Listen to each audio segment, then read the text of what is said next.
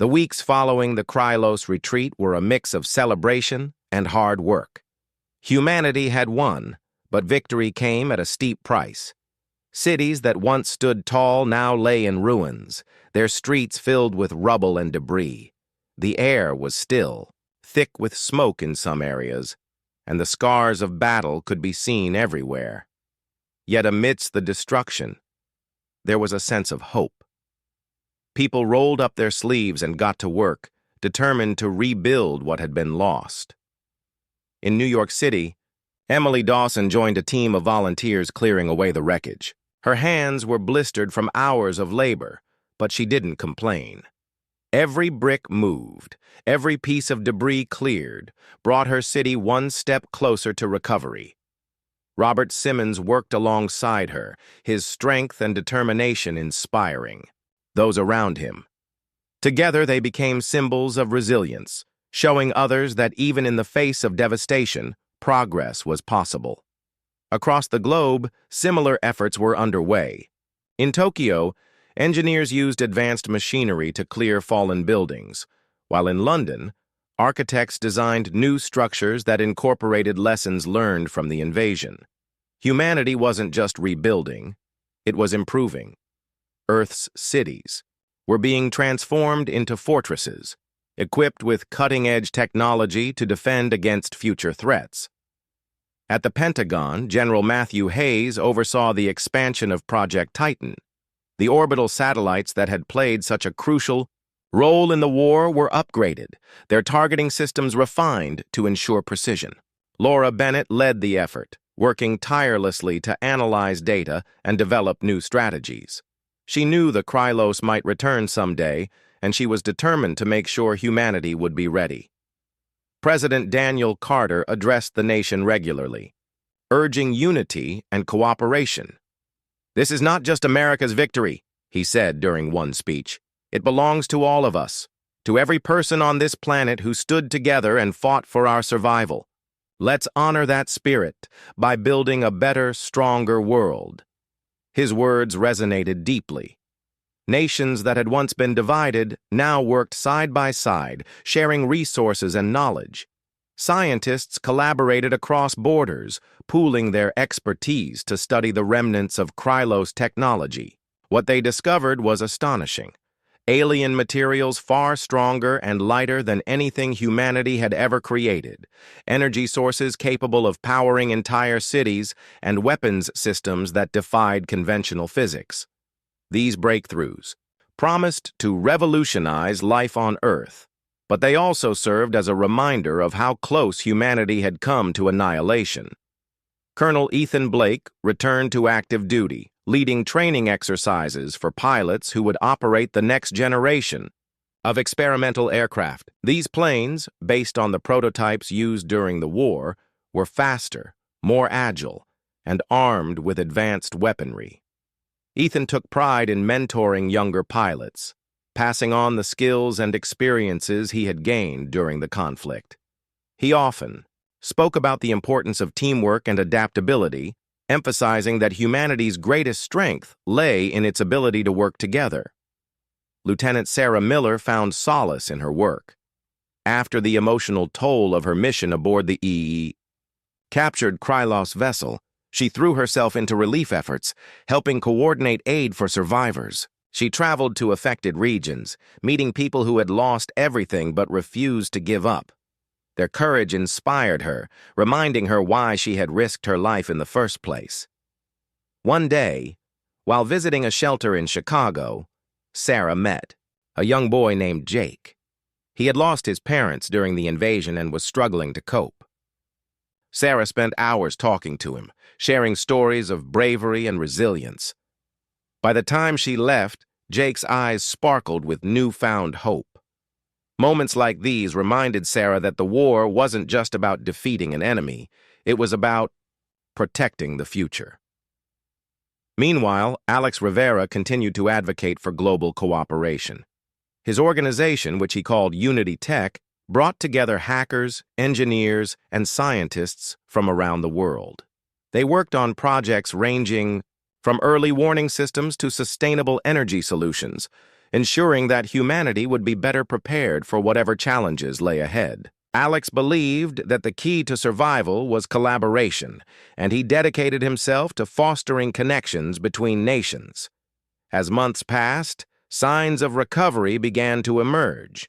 New buildings rose from the ashes of old ones, their designs sleek and modern.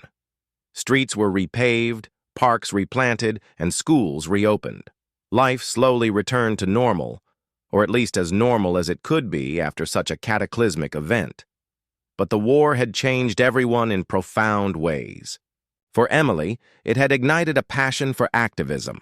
She started a community group focused on disaster preparedness, teaching people how to respond in emergencies. Robert channeled his energy into urban planning, designing safer, more resilient cities. Both felt a deep sense of purpose, knowing they were contributing to a brighter future. Even Commander Vrax, far away in the depths of space, couldn't forget the lessons of the invasion. As he faced judgment from his superiors, he recounted the events on Earth with a mix of frustration and admiration. The humans had been clever, resourceful, and fearless, qualities that made them dangerous adversaries. Though the Krylos Empire vowed never to underestimate Earth again, Vrax knew that humanity's victory had sent a message to the stars. Earth was not a planet to be trifled with. Back on Earth, celebrations marked the anniversary of the victory. Cities lit up with fireworks, and crowds gathered in public squares to honor those who had fought and died. Speeches were given, songs were sung, and tears flowed freely. It was a moment of collective reflection, a chance to remember the sacrifices made and to celebrate the resilience that had carried humanity through. Ethan attended a ceremony at the White House, where he and other heroes of the war were honored. Standing beside Sarah, Laura, and Alex, he felt a deep sense of pride. They had faced impossible odds and emerged victorious, not because of superior technology or numbers, but because of their courage, ingenuity, and determination. As the ceremony ended, Ethan looked out over the crowd, his heart swelling with emotion. Humanity had proven itself capable of greatness. The scars of the invasion would always remain, but they served as a reminder of what had been overcome and what could be achieved when people came together. Later that night, Ethan stood on the steps of the Lincoln Memorial, gazing at the illuminated Washington Monument in the distance. Beside him, Sarah and Alex shared quiet conversation, their voices soft but hopeful. Emily and Robert joined them, bringing coffee and snacks for everyone. For a moment, there was peace, a rare and precious thing after so much turmoil. "We've been through hell," Robert said finally, breaking the silence. "But we're still here, and we're stronger than ever." Emily nodded, her eyes shining with determination. "Yeah. Whatever comes next, we'll handle it. Together." The group exchanged smiles, their bond forged in the fires of war. They knew the road ahead wouldn't be easy, but they also knew that humanity had faced its darkest hour and emerged triumphant. That knowledge gave them hope, a belief that no matter what challenges lay ahead, they would find a way to overcome them, as the stars twinkled above. Casting a gentle glow over the recovering city, the group lingered a little longer, savoring the moment. The war was over, and though the scars remained, so did the promise of a brighter tomorrow. Humanity had stared into the abyss and refused to back down, and that, more than anything, was worth celebrating. The Krylos fleet had retreated, leaving Earth battered but victorious. The skies were no longer filled with the hum of alien engines or the glow of energy beams. Instead, they were quiet, save for the occasional roar of a jet passing overhead as humanity's forces patrolled the atmosphere. The war was over, but the scars it left behind would take years to heal. Commander Vrax, injured and humiliated, sat alone in what remained of his command ship. His once proud fleet had been reduced to a fraction of its former strength, and he knew he would face consequences upon returning to the Krylos Empire. Failure was not tolerated among his people, and Vrax dreaded the punishment that awaited him. Yet, even in defeat, he couldn't deny the truth. Humanity had proven itself to be far more formidable than anyone could have imagined. Back on Earth, the mood was one of cautious celebration. Cities lay in ruins, their streets littered with debris and their buildings crumbling from the relentless attacks. Fires still burned in some areas, sending plumes of smoke into the air. Yet amidst the destruction there was hope.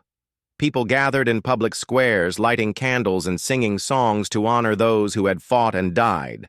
The sense of unity was palpable, as if the shared struggle had brought humanity closer together than ever before. In New York City, Emily Dawson stood on a rooftop overlooking the skyline. The city she loved was unrecognizable, its towering skyscrapers now jagged skeletons of steel and glass. But Emily didn't feel despair. She felt determination. She had survived the invasion, and now it was time to rebuild.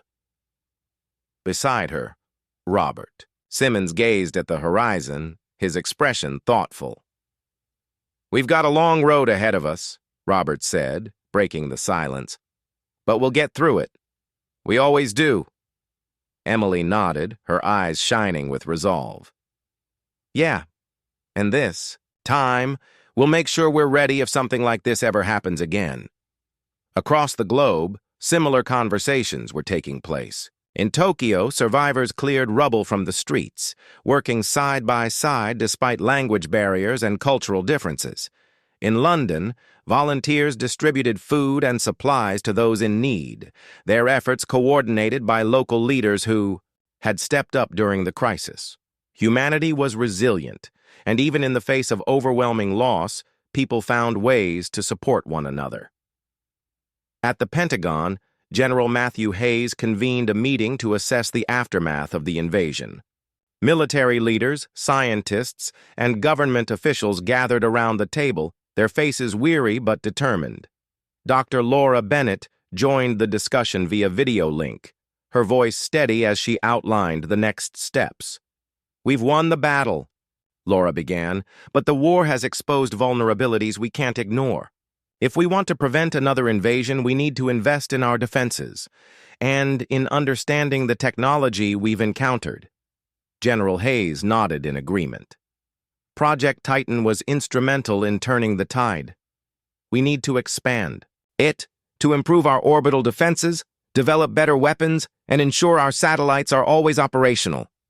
President Daniel Carter, who had joined the meeting remotely, spoke next. "This experience has shown us that humanity is stronger when we work together. Every nation played a role in this victory, and every nation will benefit from what we've learned. Let's use this moment to build a better future, not just for ourselves, but for generations to come." The room erupted in applause, a rare moment of optimism after weeks of fear and uncertainty. Plans were made to share technological advancements with allied nations, ensuring that Earth's defenses would be globally coordinated. Laura and her team were tasked with analyzing the wreckage of Krylos ships, hoping to reverse engineer even more advanced systems. It was clear that humanity's survival depended on staying one step ahead of potential threats. Colonel Ethan Blake returned home to his family, finally able to embrace his wife and children after weeks of separation. His uniform was worn and stained, but his heart was full. As he held his youngest son in his arms, Ethan reflected on everything he had witnessed. The bravery of his fellow pilots, the ingenuity of the scientists, and the resilience of ordinary citizens. It all reminded him of why he had chosen to serve in the first place. "I'm proud of you," his wife whispered, tears streaming down her face. "You saved us." Ethan shook his head, his voice soft but firm. "It wasn't just me, it was everyone. Humanity did this." Meanwhile, Lieutenant Sarah Miller found herself struggling to adjust to life after the war. Her mission aboard the captured Krylos vessel had been hailed as heroic, but Sarah couldn't shake the memories of the chaos and destruction she had witnessed. She spent her days helping coordinate relief efforts, channeling her energy into rebuilding rather than dwelling on the past. Still, There were moments when the weight of it all threatened to overwhelm her.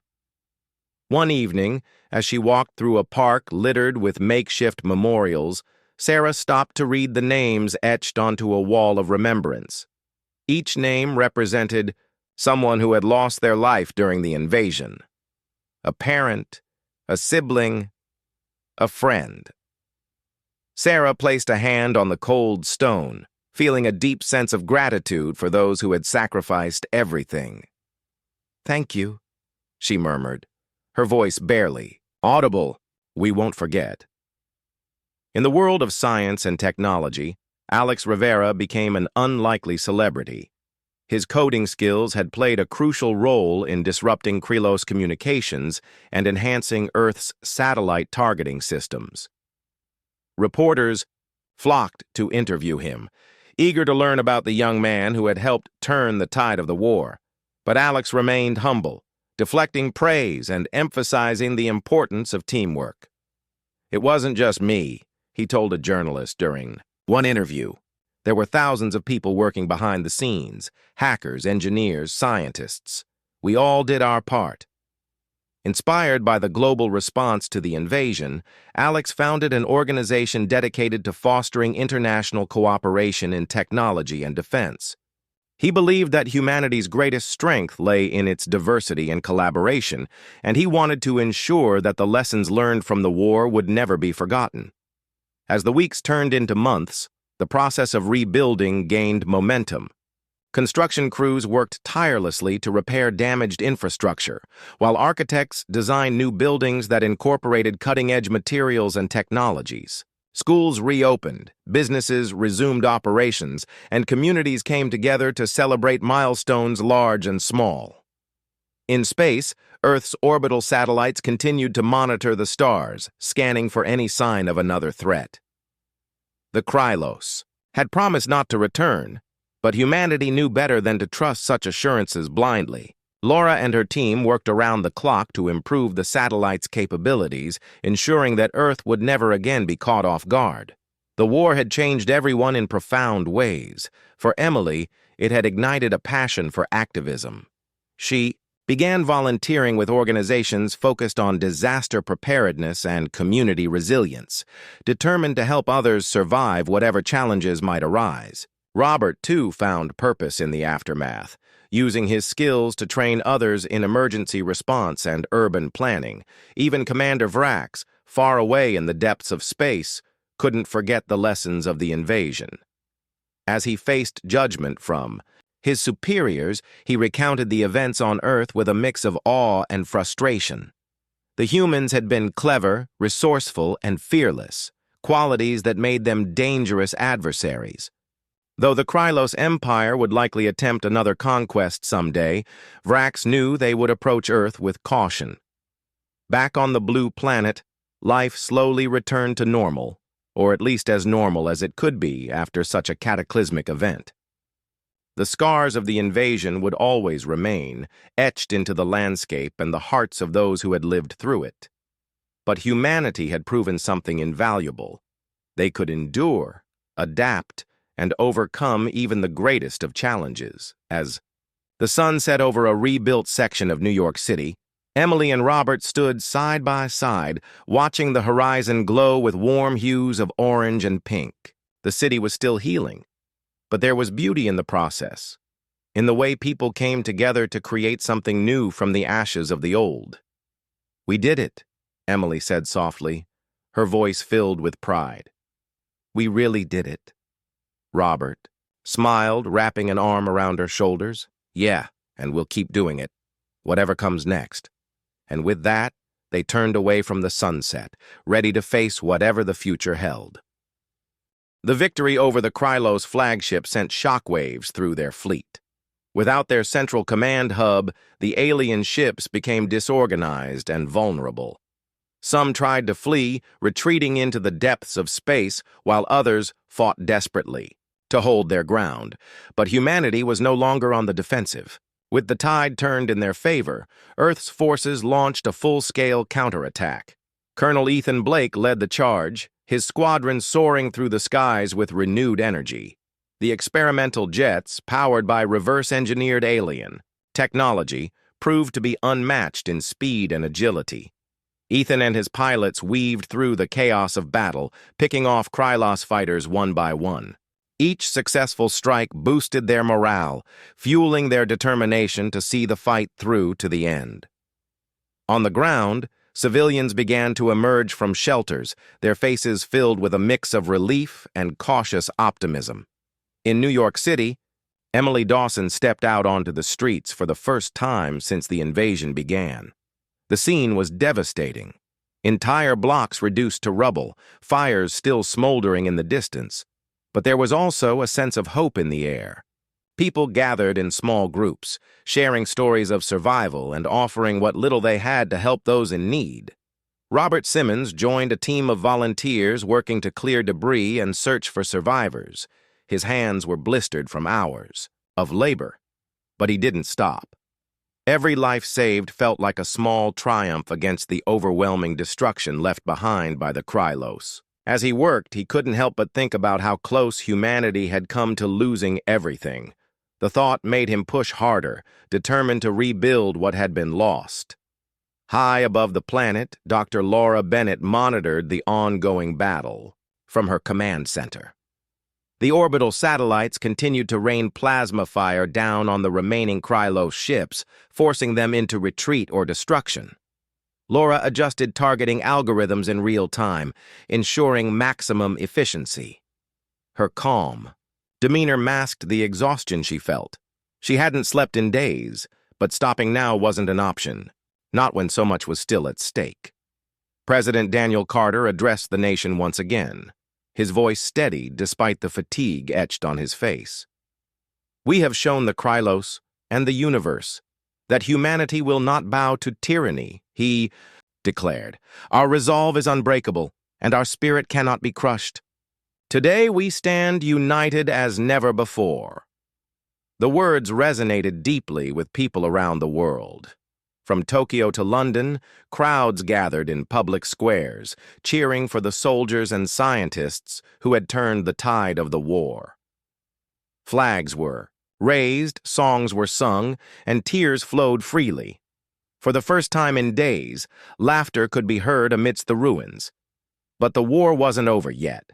While many Krylos ships had fled, some remained, attempting to regroup and mount a final resistance. These stragglers posed a significant threat, especially to coastal cities where underwater drones were still engaging hidden submarines.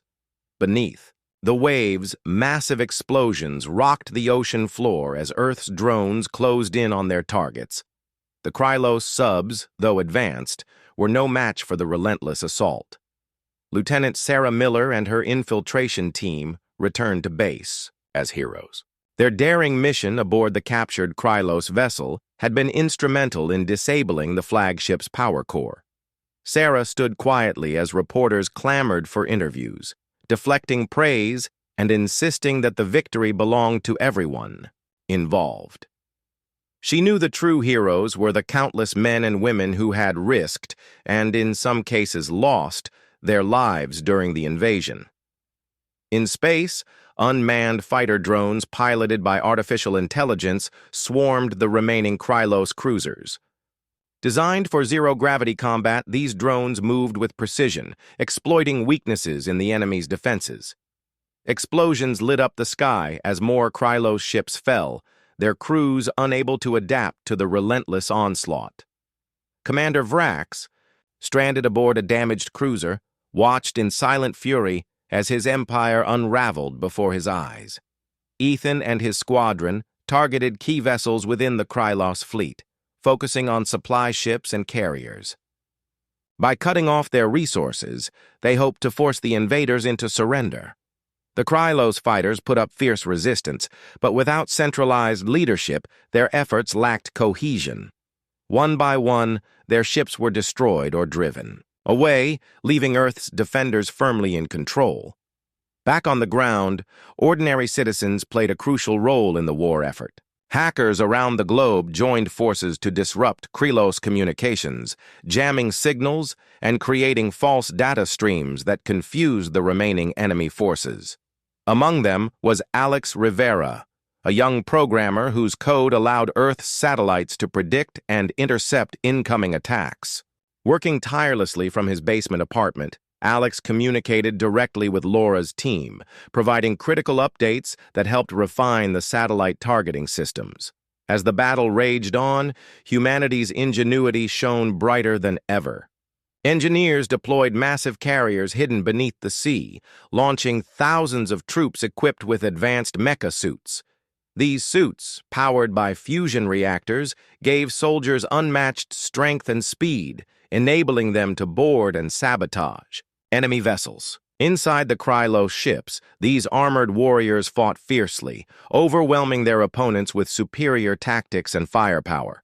Laura coordinated the global response from her command center, ensuring that every resource was utilized effectively.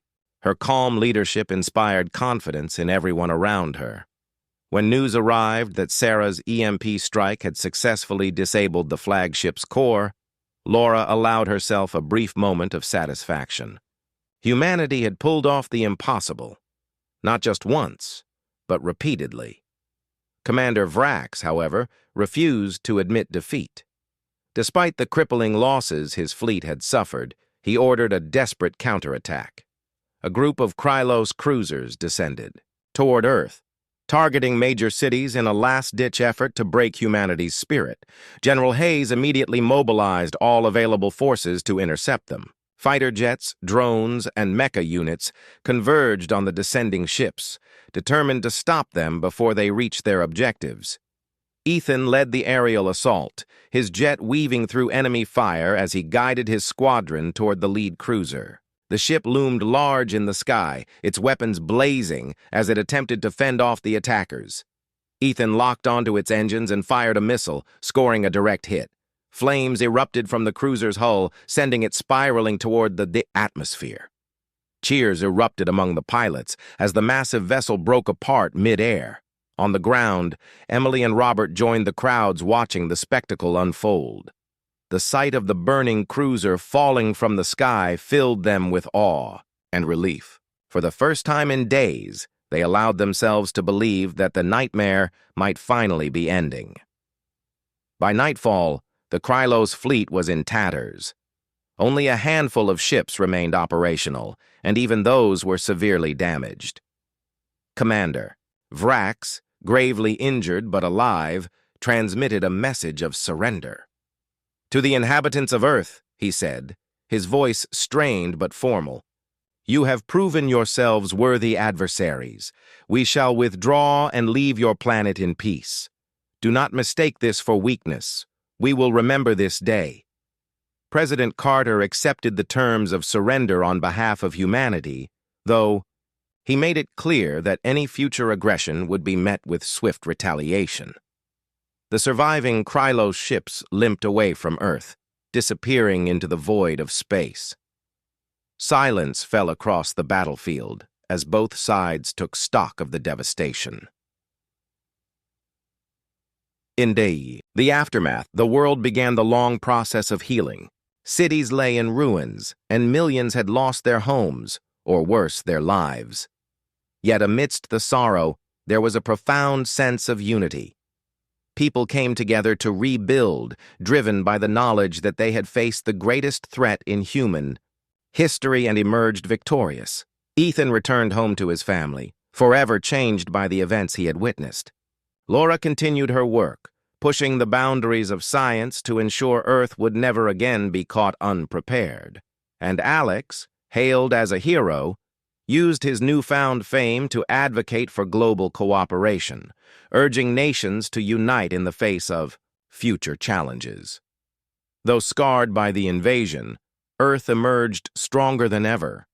The Krylos had underestimated humanity's resilience, courage, and ingenuity. They would not make that mistake again. The morning sun broke through the haze of smoke and ash, casting a pale light over the battered cities of Earth. The battle against the Krylos had raged for hours, and while humanity had managed to hold its ground, the cost was staggering. Skyscrapers lay in ruins, streets were littered with debris, and the air was thick with the smell of burning metal and charred earth. Yet amidst the destruction, there was a glimmer of hope. The humans had proven they could fight back, and that knowledge fueled their determination to keep going. Commander Vrax paced the bridge of his damaged flagship, his sharp features twisted in frustration. The loss of the command center had left him scrambling to regain control of his fleet. His subordinates worked tirelessly to re-establish communication with the remaining ships, but the humans had disrupted their systems so thoroughly that coordination was nearly impossible. Vrax clenched his fists as he stared out at the battlefield. He had underestimated Earth's defenders, and now he was paying the price. "We need to strike back," Vrax growled, turning to his second-in-command. "If we don't act soon, the humans will think they've won." His second-in-command nodded nervously. "What do you suggest, Commander?" Vrax's eyes narrowed. "Target their cities directly. Show them the full power of the Krylos Empire. If they won't surrender willingly, we'll crush them into submission." Back on Earth, General Matthew Hayes received word of the Krylos' new strategy. Intelligence reports indicated that the aliens were preparing a massive assault on major population centers. The goal was clear: break humanity's spirit by targeting civilians. Hayes knew they couldn't let that happen. He called an emergency meeting at the Pentagon, where Dr. Laura Bennett and other key figures gathered to discuss their options. "We can't let them destroy another city," Hayes said, his voice firm. "We need to hit them before they hit us." Laura nodded, her mind racing. She had been analyzing data from the satellites and noticed something crucial. The Krylos ships relied heavily on a central power core located on their flagship. If they could disable that core, the entire fleet would be vulnerable. But getting close enough to strike it wouldn't be easy. "We have one shot at this," Laura explained, pointing to a holographic projection of the flagship. "Their power. Core is shielded, but if we can generate an electromagnetic pulse strong enough, we might be able to take it offline." Hayes frowned. "How do we get close enough to deliver the EMP?" "That's where Lieutenant Sarah Miller comes in," Laura replied. She turned to the young officer standing nearby. Sarah was a skilled infiltrator, known for her ability to operate under extreme pressure. Her mission, if she accepted it, would be one of the most dangerous tasks ever attempted. Sarah listened intently as Laura outlined the plan. A small team would board a captured Krylos vessel, reprogram its systems to emit the EMP, and then pilot it into the heart of the enemy fleet. It was risky, but it was their best chance to turn the tide of the war. "I'm in," Sarah said without hesitation. Her voice was calm, but there was a fire in her eyes. She understood the stakes, and she was ready to do whatever it took to protect her planet. While Sarah prepared for the mission, Colonel Ethan Blake led his squadron in a series of diversionary attacks.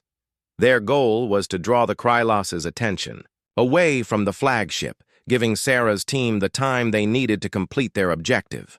The skies above Earth erupted in chaos as human fighters clashed with alien ships. Explosions lit up the horizon, and the roar of engines filled the air. Ethan's jet darted through the fray, narrowly avoiding enemy fire. His squadron had been reduced to just a handful of planes, but they fought with everything they had. Each pilot knew that failure wasn't an option. They were Earth's last line of defense, and they weren't about to give up. On the ground, Emily Dawson and Robert Simmons continued their journey through the subway tunnels. They had found temporary safety among the survivors, but the constant tremors and distant explosions reminded them that the war was far from over. Emily sat quietly, hugging her knees to her chest, while Robert paced back and forth, unable to sit still. "What happens if they win?" Emily asked softly, breaking the silence. Robert stopped pacing and looked at her. His expression was grim, but his voice was steady. "They won't. Humanity has faced worse than this. We always find a way to survive." Emily nodded, though doubt lingered in her mind. She wanted to believe Robert, but the scale of the invasion was overwhelming. Still, she clung to the hope that someone, somewhere, was fighting for them. Meanwhile, Deep beneath the Pacific Ocean, another phase of humanity's defense system sprang to life. Massive underwater drones emerged from hidden bases, their sleek forms cutting through the water with precision. These drones were equipped with torpedoes, designed to track and destroy Krylos submarines lurking beneath the waves. As they launched their attack, the ocean became a battleground, with explosions sending shockwaves rippling across the surface. Back in space, Sarah's team boarded the captured Krylos vessel and began their work. The ship was eerily silent, its corridors dimly lit and filled with strange, humming machinery. Sarah moved cautiously, her weapon at the ready, while her teammates worked to reprogram the ship's systems. Time was running out, and every second counted. As they neared the flagship, alarms blared throughout the Krylos fleet. Commander Vrax realized too late what was happening. "It's a trap!" he shouted, ordering his ships to intercept the rogue vessel. But it was already too late. Sarah activated the EMP, sending a powerful pulse surging through the flagship's shields.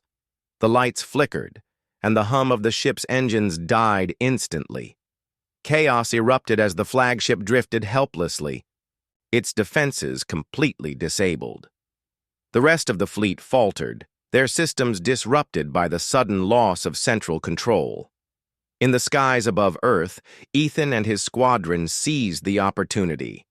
With the Krylos fleet in disarray, they launched a final, devastating assault. Plasma cannons fired from orbit, striking down enemy ships one after another. The tide of the battle had shifted decisively in humanity's favor. Commander Vrax watched, in disbelief, as his once mighty armada crumbled around him. For the first time, he felt fear. The humans had not only resisted, they had outsmarted him. He barked orders to his crew, demanding an immediate retreat, but it was too late. The flagship was surrounded, and escape was impossible.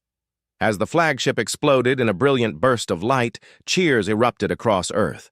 Civilians who had been hiding in shelters ventured outside, their faces lighting up with relief and joy. Soldiers embraced one another, tears streaming down their faces. Against all odds, humanity had won. General Hayes addressed the nation from the White House, his voice filled with pride and gratitude. Today, we proved that no matter how great the challenge, humanity will stand together and fight for our future. This victory belongs to all of us. In the aftermath, Sarah's team returned safely, hailed as heroes. Ethan's squadron landed to a hero's welcome, their planes battered but victorious. Laura monitored the cleanup efforts from her command center, exhausted but satisfied. Humanity had faced its greatest test and emerged stronger than ever. But even as celebrations erupted worldwide, everyone knew the scars of the invasion would take time to heal. Cities needed rebuilding, lives needed repairing, and trust needed restoring. Yet through it all, there was a renewed sense of unity. Humanity had stared into the abyss and refused to back down, and that, more than anything, was worth celebrating. The first wave of the Krylos attack had been brutal, but humanity's response had been unexpected. The alien fleet, once thought invincible, now faced a challenge it hadn't anticipated. Earth's orbital satellites, armed with plasma cannons, continued to fire relentlessly, targeting one Krylos cruiser after another. Explosions lit up the sky as ships disintegrated into fiery clouds of debris. Yet, despite the initial success, the battle was far from over. Commander Vrax stood on the bridge of his flagship, watching the chaos unfold with growing anger. His sharp, angular features twisted in frustration as he observed the destruction of his ships. Never before had a species resisted so fiercely, or so effectively. The humans were proving to be more than mere insects. They were clever, resourceful, and dangerous. But Vrax refused to believe they could win. He would not allow it. "Deploy the second wave," Vrax ordered, his voice cutting through the tension in the room. "Focus on their orbital defenses. Destroy those satellites." His subordinates scrambled to carry out his commands, relaying orders to the remaining ships in the fleet. Moments later, dozens of smaller vessels detached from the main fleet, descending toward Earth's atmosphere. Their mission was clear: eliminate the source of humanity's newfound strength. On the ground, Colonel Ethan Blake watched the new wave of enemy ships approach. His squadron had barely survived the first assault, and their fuel reserves were running low. Still, there was no time to rest. Ethan knew that if the Krylos destroyed the satellites, humanity's chances of survival would plummet. He radioed back to Mission Control, his voice steady despite the exhaustion in his eyes. "They're coming for the satellites," Ethan said. "We need to hold them off." Dr. Laura Bennett listened intently from her command center. Her fingers flew across the keyboard as she adjusted the targeting algorithms of the satellites, trying to anticipate the Krylos' next move. She nodded to the communications officer beside her. "Tell Colonel Blake we'll do everything we can to support him. If they reach the satellites, we're finished." Ethan's squadron took to the skies once again, intercepting the Krylos fighters before they could reach the satellites. The battle was intense, with both sides exchanging fire at breakneck speeds. Ethan's jet dodged energy blasts while returning fire, his movements precise and calculated. Around him, other pilots fought valiantly, their planes weaving through the chaos like birds in a storm. One by one, the Krylos fighters fell, but they were relentless. For every ship Ethan's squadron destroyed, two more seemed to take its place. The odds were stacked against them, but they couldn't afford to retreat. Every second counted. Meanwhile, in New York City, civilians struggled to survive amidst the devastation. Emily Dawson and Robert Simmons found themselves trapped in the same shelter, along with a dozen others. The building shook violently as explosions rocked the streets outside. Smoke seeped through cracks in the walls, and the air was thick with fear. "We can't stay here forever," Robert said, glancing at the door. "If we don't find a safer place soon, we're done for." Emily nodded, clutching a flashlight tightly in her hand. "What about the subway tunnels? They might offer better protection." Robert hesitated, then agreed. "It's worth a shot. Let's move quickly." Together, they led the group out of the shelter and into the chaos of the city. The streets were littered with rubble, and the sound of distant gunfire echoed in the air. They moved cautiously, sticking to the shadows and avoiding open areas. At one point, they had to duck behind a pile of debris as a Krylos patrol passed. Overhead, its searchlights scanning the ground below. Back in the skies, Ethan's squadron was running out of options. Their ammunition was nearly depleted, and several pilots had been forced to eject after sustaining heavy damage. Just when it seemed like all hope was lost, reinforcements arrived. Dozens of experimental aircraft soared into view, their sleek designs unlike anything the Krylos had seen before. These were the prototypes Laura had mentioned earlier, fighters powered by reverse-engineered alien technology. Faster, more agile, and equipped with advanced weaponry, they turned the tide of the battle almost instantly. The Krylos fighters, caught off guard by the sudden appearance of these new adversaries, began to falter. Ethan let out a sigh of relief as he watched the tide shift. "About time," he muttered under his breath, his lips curling into a faint smile. He signaled to the other pilots to regroup and press the advantage. Together, they pushed the Krylos back, forcing them to retreat. Space. The satellites continued their relentless assault. Laura monitored the situation closely, her focus unwavering. She noticed something unusual, a pattern in the way the Krylos ships were moving. It wasn't random, it was coordinated, almost like a dance. She realized they were protecting something, a central hub within the fleet.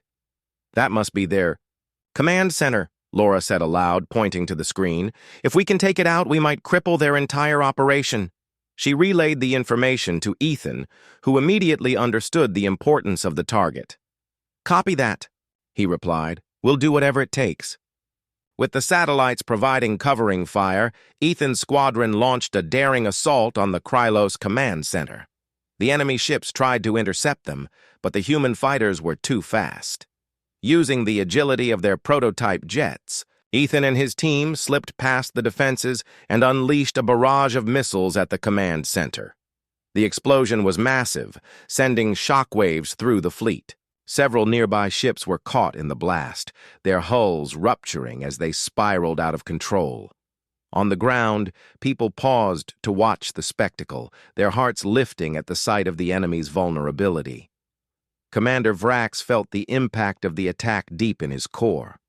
His command center was gone, and with it, much of his ability to coordinate the invasion. For the first time, doubt crept into his mind. Could the humans actually win this war? But Vrax was not ready to surrender. He barked orders to his remaining forces, instructing them to regroup and prepare for a counterattack. The humans had struck a significant blow, but the battle was far from over. The Krylos still outnumbered them, and Vrax intended to use that advantage to crush the resistance once and for all. As night fell, both sides prepared for the next phase of the conflict.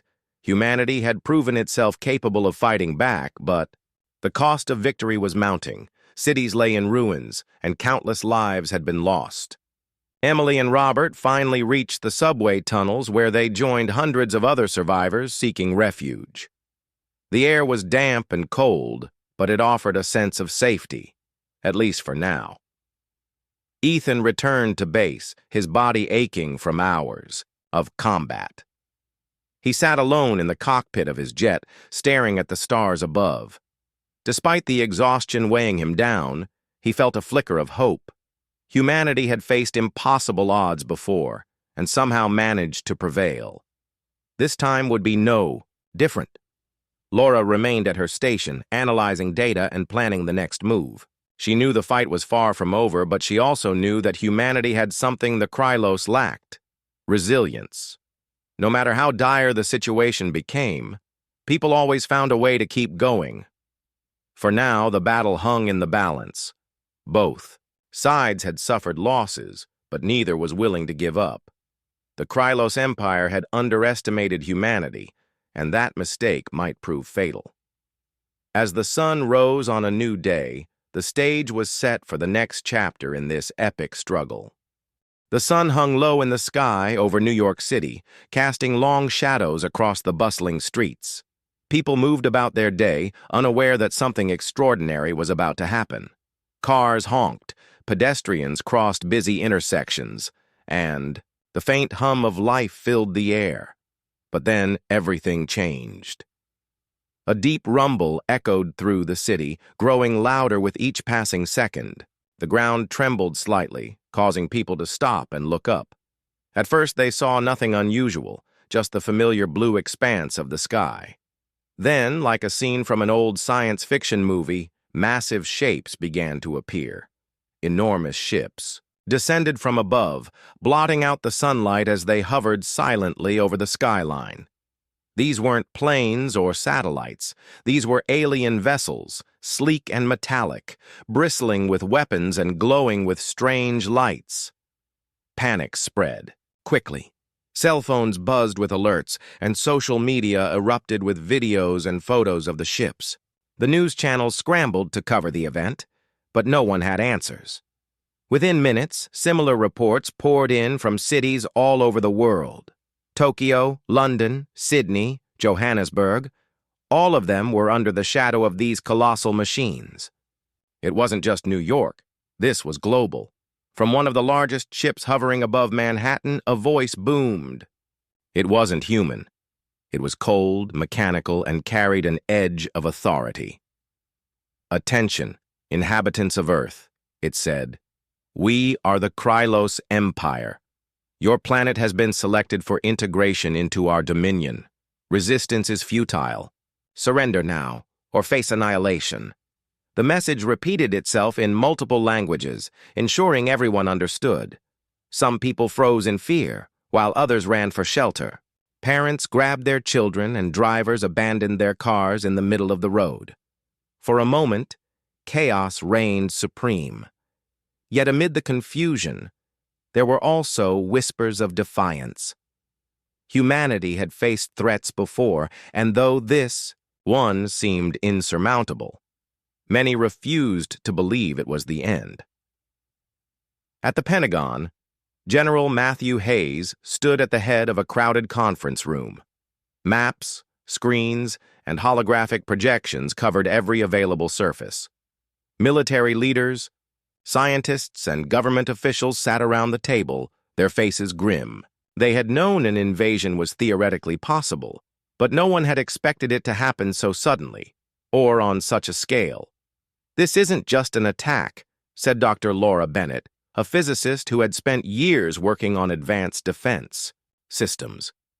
Her voice was calm, but her hands trembled slightly as she adjusted her glasses. "These ships are far more advanced than anything we've ever encountered. Their energy signatures alone suggest technology centuries ahead of ours." General Hayes nodded. "We need options, and fast. If what you're saying is true, then conventional weapons won't cut it." Laura hesitated before speaking again. "There might be hope. Remember Project Titan?" She glanced around the room, waiting for recognition to dawn on her colleagues' faces. Project Titan was a classified initiative launched decades ago, born out of fears that humanity might someday encounter hostile extraterrestrials. Most dismissed it as science fiction, but Laura had always believed it could save lives if the worst happened. "Project Titan?" asked President Daniel Carter, who had joined the meeting via video link. His expression was weary but resolute. "I thought that was shelved years ago due to budget cuts." "It was scaled back," Laura admitted, "but not entirely scrapped. We have orbital satellites equipped with experimental plasma cannons. They're still in testing, but they're operational. If we can coordinate their use effectively, we might stand a chance." President Carter leaned forward, his eyes narrowing. "Do it. Whatever resources you need, you'll get them.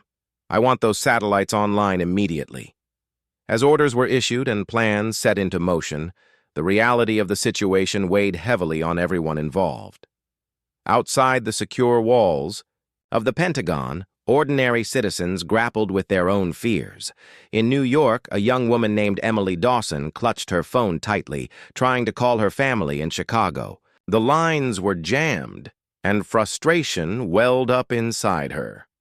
Nearby, a man named Robert Simmons helped an elderly neighbor into a nearby building, offering reassurance even though he felt none himself. Meanwhile, high above the earth, Commander Vrax of the Krylos Empire watched the unfolding drama with detached curiosity. To him, humanity was little more than an insect, a primitive species unworthy of mercy. He had led countless invasions, conquering planets with ease. Earth would be no different. Or so he thought. Back at the Pentagon, Laura worked feverishly alongside her team. The satellites were designed to operate autonomously, but fine-tuning their targeting algorithms required human oversight. Every second counted. As the clock ticked down toward the Krylos' deadline, tension mounted. Would the satellites be ready in time? Could they really hold off an enemy that appeared unstoppable? On the streets below, Colonel Ethan Blake prepared. His squadron for battle. A decorated pilot with years of experience, he knew the odds were against them. Still, he couldn't shake the feeling that humanity had one last card to play. Decades earlier, Earth's scientists had secretly reverse-engineered alien technology recovered from a crashed spacecraft. Though untested in combat, the resulting prototypes promised unparalleled speed and firepower. Ethan climbed into the cockpit of his fighter jet, running through pre-flight checks with practiced efficiency. Beside him, other pilots did the same, their faces masks of determination. None of them spoke much. They didn't need to. Each understood the stakes. If they failed, billions would die. Above them, the Krylos fleet loomed ominously. Energy beams lanced down from the ships, striking random targets across the city. Skyscrapers crumbled, sending plumes of smoke billowing into the air. Fires raged unchecked, consuming entire blocks. Yet amidst the destruction, something remarkable occurred. Without warning, streaks of blue light shot upward from seemingly nowhere. The plasma cannons mounted on Earth's satellites had come online, firing with pinpoint accuracy. Several Krylos cruisers exploded in brilliant bursts of flame, sending debris tumbling toward the atmosphere. Shock rippled through the Imperial ranks as their supposedly impenetrable shields faltered under the unexpected assault. For the first time, doubt crept into Commander Vrax's mind. How could a supposedly primitive species possess such devastating weaponry? He barked orders to his subordinates, demanding retaliation. But already the tide of battle was shifting. In the skies above New York, Ethan's squadron engaged the enemy fighters. Outnumbered and outgunned, they relied on speed and strategy to survive. One by one, Krylos ships fell, their pilots unprepared for the ferocity of Earth's defenders. Back at Mission Control, Laura monitored the fight closely, adjusting satellite trajectories to maximize damage. Her heart raced as she watched the data stream in. Against all odds, humanity was holding its own. Yet even as victory seemed within reach, the cost of war became painfully clear. Buildings lay in ruins, and countless lives had been lost. Emily Dawson huddled in a makeshift shelter, tears streaming down her face as she listened to distant explosions. Robert Simmons patrolled the streets, helping whoever he could, but the weight of despair pressed heavily on his shoulders. This was no ordinary conflict. It was a fight for survival. High above, Commander Vrax gritted his teeth in frustration. Never before had he faced such resistance. The humans were proving to be far more resourceful than anticipated, but the battle was far from over. The Krylos still held the advantage in numbers, and Vrax was determined to crush this rebellious species once and for all. As night fell over the ravaged city, both sides regrouped, preparing for the next phase of the war. Humanity had struck a blow, but the real test was yet to come.